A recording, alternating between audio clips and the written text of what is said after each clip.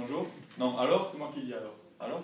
Bonjour Cyril, nous pouvons vous tutoyer? Non, je veux pas. Alors vous êtes obligé de tout changer.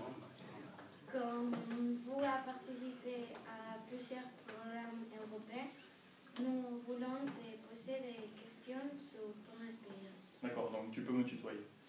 Alors, j'ai participé, oui, à plusieurs programmes européens. Est-ce qu'il y a quelqu'un qui voudrait me poser une question? En quels programmes européens tu as participé? Dans quelle ville? Dans laquelle tu as été le plus à l'aise? Alors, question par question. Ok. La première question. À quel programme européen tu as participé? D'accord, donc j'ai participé à 2 programmes. Ok, les autres vous entendez? Donc j'ai participé à 2 programmes. Le premier, c'était un programme dans le cadre des études universitaires, donc Erasmus. Ok. Donc j'ai participé à ce programme en 3e année, université, ma 3e année. Et le deuxième programme, c'est le programme d'auxiliaire de conversation, où ce sont des échanges. C'est organisé en France par le CIEP, d'accord ? C'est l'organisme qui se charge de recevoir les demandes des personnes qui souhaitent faire un échange, qui souhaitent partir dans les pays étrangers pour enseigner le français. D'accord ? Pour enseigner le français, pour être lecteur. Ok ? Donc, deuxième partie de la question. Dans quelle ville? Dans quelle ville? Alors j'ai fait mon Erasmus à Saragosse, d'accord, en Espagne. Ensuite, pour le programme d'auxiliaire, je suis allé, la première année, je suis allé à Tarragone, donc en Catalogne, toujours en Espagne.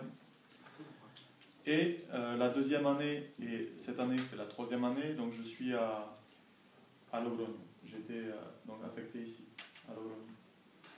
D'accord? La 3e partie de la question? Dans laquelle tu as été le plus à l'aise? Alors, dans quelle ville j'ai été le plus à l'aise? Je pense que depuis que je suis arrivé ici, d'accord, comme c'était plus facile pour moi, j'avais déjà été à Saragosse. D'accord, Saragosse c'était l'expérience peut-être la plus difficile. Bon, après peut-être que vous allez me poser des questions sur ça. Mais comme je suis plus habitué à la culture espagnole, d'accord, au rythme de vie, je pense que ici c'était pour moi le plus facile.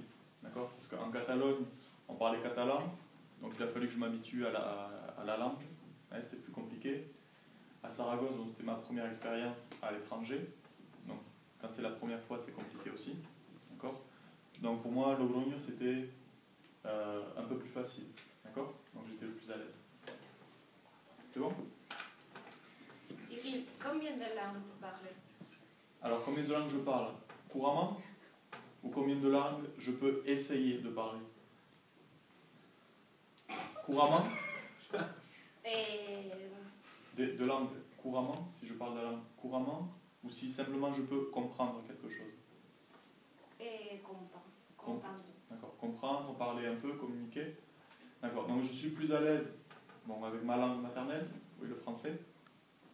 Ensuite, je suis un peu plus par rapport aux langues étrangères, d'accord, je suis un peu plus à l'aise avec l'espagnol, ouais, parce que j'ai étudié l'espagnol à l'université.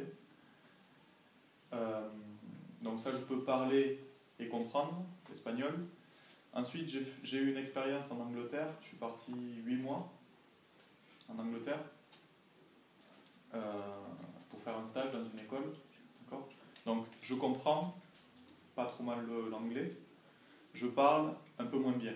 D'accord ? Si vous voulez, mon niveau de compréhension de l'anglais, il est supérieur par rapport à mon niveau de communication, mon niveau de pratique. D'accord ? Je parle moins bien. Ok ?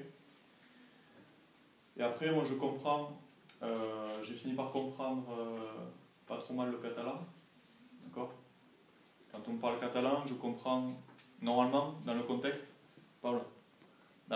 normalement, j'arrive à comprendre de quoi on parle. D'accord ? Si on me pose des questions. après, pour parler en catalan, ça m'a jamais plu, donc j'ai jamais vraiment essayé de parler. Ok? C'est bon? Quel est ton parcours professionnel? Quel est mon parcours professionnel? Alors, mais je peux parler de mon expérience comme lecteur, hein, même si c'est une expérience entre professionnel et une expérience d'étudiant, hein, parce que pendant que je faisais mon travail de lecteur, en même temps j'étudiais à l'université, hein, c'était les deux choses en même temps. Donc le programme d'auxiliaire de conversation, ça me permet d'avoir de l'expérience, comme professeur de français. Ouais. Et ensuite, en été, hein, au mois de juillet, août, septembre, pendant ces 3 mois de l'été, en général, je travaille dans une académie, dans une académie de langue, pour les touristes. Hein, vous avez des touristes russes, anglais, espagnols, qui viennent...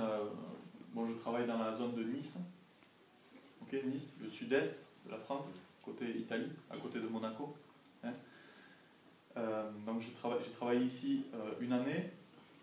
Cet été, je vais travailler encore là-bas. D'accord ? Et donc en fait, cette expérience que j'accumule ici, ça me permet de travailler ensuite après dans des académies. D'accord ? Donc ça, c'est mon expérience professionnelle. Après, j'ai travaillé dans des entreprises pour faire d'autres choses qui n'avaient rien à voir avec l'enseignement du français. D'accord ? Quelles difficultés tu as rencontrées? Alors, quelles difficultés j'ai rencontrées à l'étranger? Oui, quand j'étais en Erasmus. D'accord, bon, la première difficulté, quand j'étais en Erasmus, c'était par rapport à la langue. Ouais. Parce que bon, j'ai étudié l'espagnol à l'université. Et le problème, c'est on pratique quand même à l'université. Mais il y a le fait d'écouter parler français et espagnol en même temps. Quand on arrive en Espagne, on n'entend plus français du tout. Quelquefois, on peut entendre anglais, un peu, mais c'est toujours de l'espagnol, de l'espagnol, de l'espagnol. Et donc, au départ, il faut s'adapter. Il y a un temps d'adaptation, et après, au bout de 2 mois, d'accord, à peu près 2 mois, 2-3 mois, on arrive à s'adapter. Ensuite, la principale difficulté, c'était au niveau de la recherche de l'appartement. Ouais, pour rechercher l'appartement. Donc une maison dans laquelle il fallait que je vive jusqu'au mois de mai, d'octobre jusqu'à mai, chercher un appartement. Et choisir les matières. Il fallait que moi je choisisse des matières d'histoire, littérature, de l'Espagne, mais aussi de l'Amérique latine. D'accord ? Parce que mon cursus à l'université, en France, il fallait mélanger littérature, histoire, Espagne, Amérique latine. D'accord ? Il fallait que ce soit un mélange. Et ici en Espagne, les voies sont très strictes. Non ? Vous étudiez l'histoire, et c'est seulement histoire. Vous étudiez la littérature, et c'est seulement littérature. Ouais. En France, quand on étudie donc l'espagnol, quand on étudie l'anglais, d'accord, les matières sont mélangées. D'accord, il y a de l'histoire, de la littérature, de la langue, grammaire, conjugaison, tout ça est mélangé. Ok ? C'est bon ? Quelles sont les conditions requises pour faire un Erasmus? Alors déjà, il faut être étudiant pour faire un Erasmus. Il faut être à l'université. D'accord ? En France, on nous demandait d'être, pour partir en Espagne, on nous demandait d'être au minimum, d'avoir validé la 2e année d'université. D'accord ? Il fallait avoir terminé sa 2e année d'université pour pouvoir partir en Espagne. Ok ? Et la deuxième chose qui était requise, c'était avoir un niveau intermédiaire.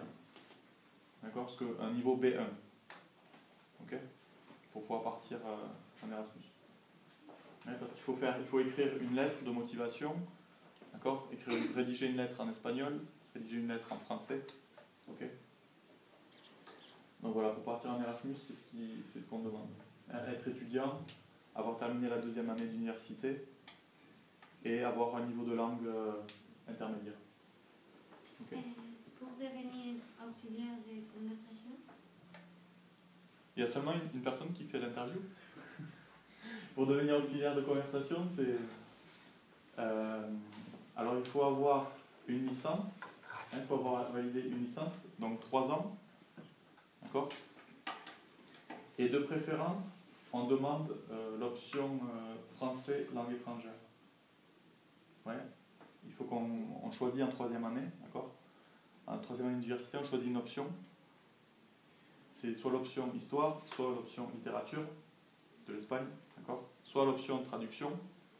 Et la 4e option, c'est l'option FLE, français langue étrangère, d'accord. Donc moi, c'est l'option que j'avais choisie. Ouais. Et de préférence, donc pour être auxiliaire, il faut, en France, et quand on veut partir à l'étranger, il faut avoir suivi ce cursus, l'option FLE, ou avoir une première année de master FLE. D'accord. FLE, c'est enseignement du français langue étrangère. Quel programme est le plus intéressant à ton avis? Pourquoi? Alors les deux programmes sont assez différents. Le programme Erasmus, c'est intéressant pour des élèves, pour des étudiants, d'accord, qui veulent, qui n'ont pas forcément la possibilité de voyager et qui peuvent aller découvrir, d'accord, un pays, comment on étudie, rencontrer des personnes, d'accord, échanger avec des étrangers. Ça peut être des Anglais, des Espagnols, des Portugais, d'accord, tout ça mélangé, toutes les nationalités, des Italiens, ok. Donc c'est deux états d'esprit différents, d'accord. Un état d'esprit peut-être un peu plus festif, même si c'est des études, d'accord, pour les Erasmus, ouais. Et ensuite il y a un autre état d'esprit quand on fait des programmes d'auxiliaire, de conversation, où c'est du travail, d'accord. C'est considéré comme ça te sert comme de base pour ta future activité professionnelle, d'accord. Donc c'est un peu plus sérieux, d'accord. On rencontre les mêmes gens, des Anglais, des Américains, d'accord. On rencontre des gens de l'extérieur, ouais. Mais comme c'est du travail, normalement c'est censé être plus sérieux, ok. Combien de temps tu as vécu en Espagne? Alors j'ai vécu en Espagne donc un an, ce sont 9 mois, à chaque fois c'était 9 mois, 9 mois à Saragosse, 9 mois à Tarragone et 9 mois à Logroño, plus septembre, octobre, novembre, décembre, 5 mois de cette année, d'accord, jusqu'au mois de mai. Okay, donc ça ferait 3 ans complets et demi, 3 ans et demi pour l'instant. 4 ans au mois de mai quand je vais terminer. Ok, à peu près. Quelle expérience est-ce que ce programme t'a apporté? Quelle expérience ça m'a apporté?